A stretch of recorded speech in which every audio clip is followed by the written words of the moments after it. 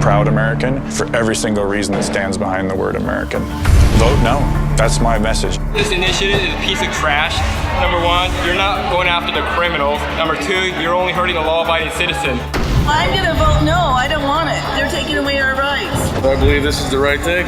It's time for us, the American people, to say stop. I-594 is just another attempt to erode the Second Amendment. It doesn't take 18 pages of an initiative to say you need to have a background check to buy a weapon. Background checks don't have anything to do with it. I think 594 is just a start. 594 is really universal gun registration. There's no question in my mind that the goal is collecting a database of gun owners. So we're heading into just a fireball. Where does it end? Confiscation of my guns. That's where they're going. The American people will stand up, because the day that you try to come and take those rights away from me is the day that I will fight you. I-594 is going after the wrong people. Nothing Bloomberg has done anywhere in the country has stopped crime. The criminals do not abide by the background checks. The criminals are the ones stealing the guns and then selling those guns, and I guarantee you that with I-594, that doesn't change. That's focusing on honest, hardworking citizens, making them criminals when they're not criminals. It's easier to beat up John Q. Citizen than it is to go after the criminals. The founding fathers have got to be rolling over in their graves over this. I don't believe that 594 will reduce violent crime by even 0.5%. The day of the Columbine attack, I was having lunch with a student. I was working for an organization called Young Life. And remember, those weapons were obtained illegally. And having gone through a tragedy like that, if you want to stop school violence, 594 is not the way to do it.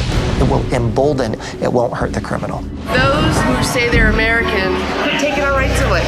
The commercials that are being funded by Bloomberg and the rich elite are downright lies. People come up and say, there's no way. Our background check law has stopped over 40,000 people in Washington state. Felons, domestic abusers, you name it, from getting guns. If this is happening, why haven't we prosecuted them? If in fact we've stopped 40,000 people in the state of Washington, I'd like to know where they're all doing time, because they're not. So what good is it? It is a complete fallacy. Criminals who fail a background check can simply go online or to a gun show and buy a gun from a stranger. No questions asked. I sell on GunBroker, I buy on GunBroker, and that is an absolute blatant lie, because you can't buy a gun on GunBroker and ship it across state lines without it touching a dealer. And therefore the background checks are already being done. So they're lying through their teeth. Close the background check loophole. The gun show loophole is just a bogus claim. We're the largest promoter in the state. In order to buy or sell, you have to be a member. And in order to be a member, you have to prove that you've gone through a background check, or we put you through a state background check when you join. And Bloomberg is lying. I think it's a load of crap. It's a blatant violation of the Second, as far as I'm concerned. One woman came up to me and she said, you know, I was thinking about voting yes on this until I saw their commercial. And then I thought, how stupid do they think we are? I can tell you that the truth doesn't matter. Our state Supreme Court made that very clear 10 years ago. Lying's protected speech.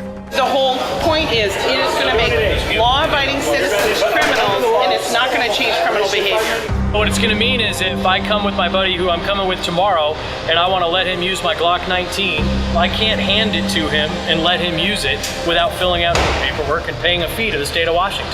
Now, he can't just give that gun back to you. He has to take it to the dealer. Same process? The same process. Charge the fee. Go through the background check.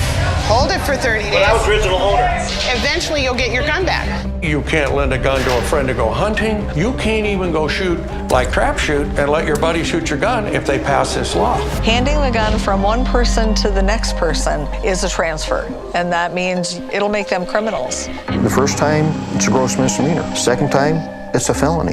That makes no sense. Under 594, it would become illegal for my dad to pass our family guns that have been in the family for 50, 60, 70 years down to me. That's what 594 is doing. It's a criminal activity. Which means you lose your guns, you lose all your rights, you lose everything. And they'll do it if they can. I really believe that. The Washington Council of Police and Sheriffs opposes Initiative 594. It's an unenforceable law. Walk-ops opposing 594 just shows that law enforcement understands that a well-armed populace is one of the strongest crime deterrents that we have. I don't believe it's going to make us safer. I would be focusing on crimes against person and property crime versus citizens that make a transaction with a friend that they've known 30 years, and now they've committed these crimes. It's a bad law.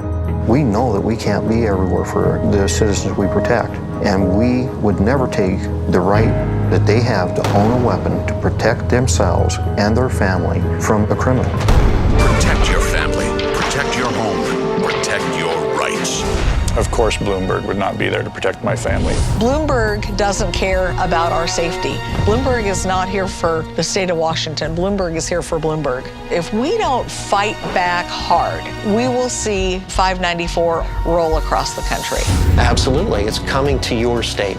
We actually have a really solid grassroots effort, and we're finding that it actually spans the full political spectrum.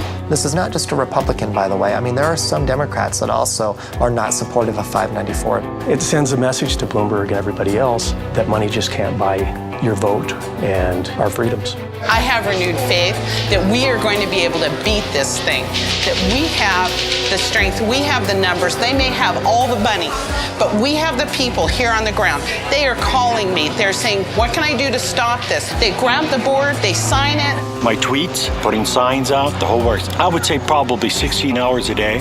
I'm going to spread the word and tell people to vote no on 594. And I hope you do too. I didn't fight and wear a uniform for more than half my life, so we can give up. Your voice, it's huge. Only reason your vote is not going to count is if you don't vote. Every single vote counts. You're worried about your children? Vote. If you're worried about their future, vote. If you want America to be strong, preserve your rights. Vote. I still believe in America. 100%. Vote no on Initiative 594.